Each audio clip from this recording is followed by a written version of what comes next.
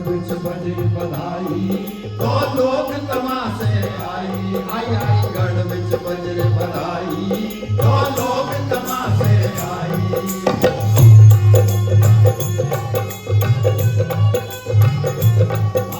गढ़ बिच बजे बधाई, तो लोग तमाशे आई। पाप करना चाहिए, तो केवट से मिल रही है। आज हमारे बीच में है पद्मश्री सम्मान से सम्मानित लोक गायक प्रहलाद जी टिपानिया। आपने सुना होगा कबीर के भजनों को। निर्गुणी भजन एक अलग आवाज होती है। कबीर की आवाज के साथ जब ये इनके तंबूरे से सुर मिलते हैं तो अपने आप में कबीर हमारे सामने खड़े हो जाते हैं। कबीर जो कि इस तरीके की बात कहते हैं, फक्कड़ है, बहुत फक्कड़ है। टिपानिया जी, हम आपका स्वागत करते हैं अपने चैनल पर, और दर्शकों से हम चाहेंगे कि आप कबीर को लेकर ही जो आपने ये पूरी यात्रा शुरू की है लोक गायन की, जी तो कबीर को ही क्यों चुना? हाँ, सबसे पहले तो मैं आपको बहुत साधुवाद ज्ञापित करूं कि आपने कबीर की इस यात्रा में शरीक होकर के ये संदेश पूरी कायनात के लिए रखने का अपने अंतर में जज्बात पैदा हुआ।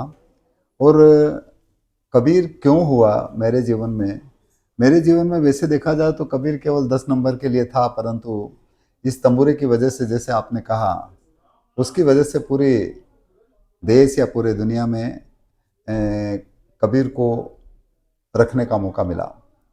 और मैं ये मानता हूँ कि कबीर एक ऐसी धारा है, कबीर एक ऐसा इशारा है, कबीर एक ऐसा प्रवाह है जो इन हदों से ऊपर उठ करके पूरी जीव मात्र के लिए अपना संदेश करता है।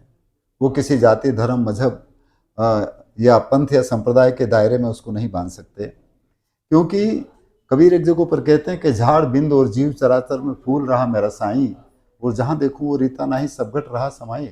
तो वो जीव मात्र के हित, हिफाजत, उनके सुरक्षा, उनके संरक्षण की बात करते हैं। और उनका वैज्ञानिक तथ्य देख लें या उनका रूहानियत तथ्य देख लें, उनका जो दृष्टि है वो समाज के हर पहलू को छूती है।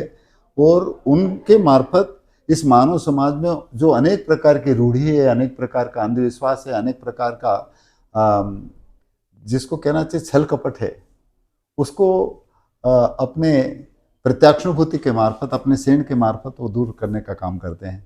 और मेरा भी केवल एक ही उद्देश्य है कि मैं ज़्यादा से ज़्यादा किस तरह से जनमानस के बीच में ये सदगुरु कबीर की वाणी और या संतों की वाणी को मैं रख सकूं, ताकि कहीं न कहीं उनके जीवन में किसी शब्द की चोट लगे और उनके जीवन में बदलाव आ जाए, उनके जीवन में परिवर्तन आ जाए। और वो परिवर्तन वो हो जो सबकी खैरियत का हो, उनके जीवन में वो हो जो सबके अमन, चैन और शांति को कायम करने के लिए प्रेम और सद्भाव के जरिए से अपने करुणा और अपने दया के मार्फत सबके बीच की दूरियों को दूर कर सके। क्योंकि कबीर वो शख्सियत रही है जिसने सबकी खैरियत चाही।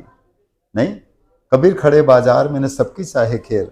उन्होंने किसी एक वर्ग विशेष की, एक जाति विशेष की, एक धर्म विशेष की, किसी एक लिंग विशेष की बात नहीं करी। तो इस वजह से ऐसी शख्सियत जो पूरी कायनात के हित और उनके संरक्षण की बात करता हो, और बात ही नहीं करता है, वो उसको जीते हैं। तो कबीर एक जीने का जज्बात है, न केवल गाने का, न केवल बड़ी बड़ी बात करने का। तो मैं जहाँ तक सोचता हूँ कि कबीर और अन्य संतों की जो वाणियाँ हैं, वो वाणियों को हम महसूस करें, हम उसको एहसास करें, वो किसी पंथ या संप्रदाय के दायरे में नहीं है। इस वजह से कबीर ने जिस सदगुरु की बात करी, जिस सत्संग की बात करी या जिस गुरु की बात करी, वो तो आखिरी में तो ये कहते कि आपका शरीर ही आपका गुरु है। साधो गुरु बिन जग अंधियारा, ऐसा कहते हैं। उसमें आखिरी में कहते कि या घट भीतर 3 लोक है और याही में है करतारा, और कहें कबीर सुन भाई साधु याही में गुरु हमारा। आपका शरीर ही आपका गुरु है, जिसके मार्फत हम सदगुरु से मिल सकते हैं। और वो सदगुरु जो आप सबके अंदर मौजूद है, हर इंसान को सदगुरु चलाता है, या हर इंसान के अंदर सदगुरु है। और उस सदगुरु का साक्षात्कार पिंड रूपी गुरु के बिना संभव नहीं है। इसलिए इस पिंड या इस शरीर के मार्फत हम सदगुरु का साक्षात्कार अपने अंतर में कर सकते हैं। इसलिए सदगुरु बाहर नहीं है। इसलिए सदगुरु एक है। और इसलिए वो ये भी कहते हैं कि सदगुरु हमारे एक हैं और तुम लग मेरी डोर।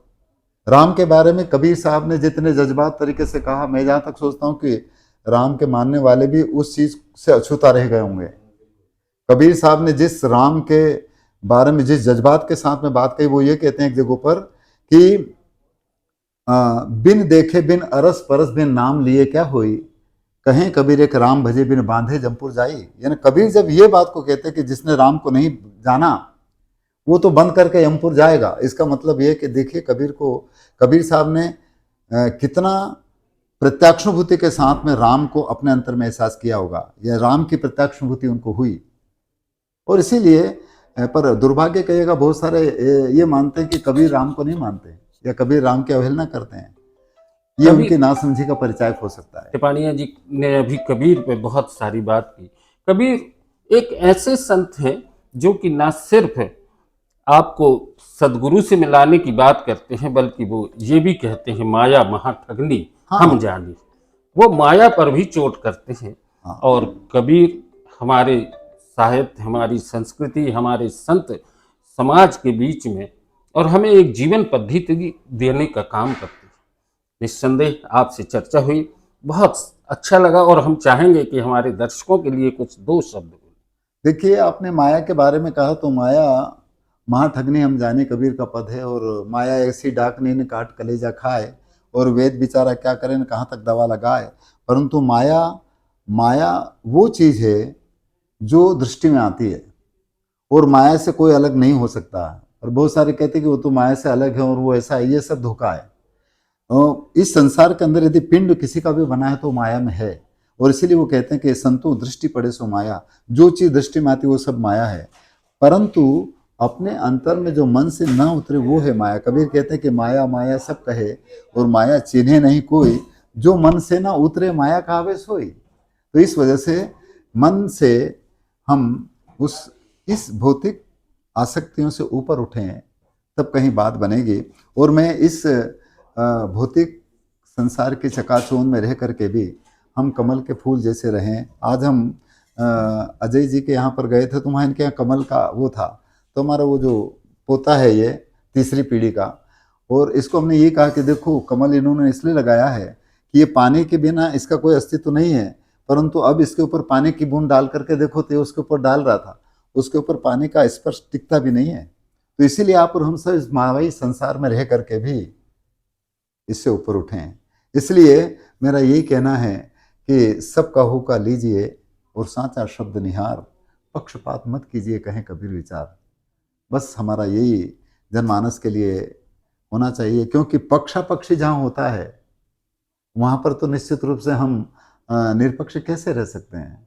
इसलिए इन हदों से ऊपर उठना या पक्ष पक्षी की बात नहीं करना। और कबीर कहते हैं कि सबका होगा, सबका सांचा शब्द को निहारो, एहसास करो, अपने जीवन में अमल में लाओ, और जो अमल में लाता है वही पाता है। अमल करे सो पाई, और जब लग अमल नशा नहीं करता तब लग मजा ना आई। तो इसलिए इन भजनों को हम अपने अमल में लाने की कोशिश करें, हम उसको खुद महसूस करने की कोशिश करें, खुद एहसास करने की कोशिश करें।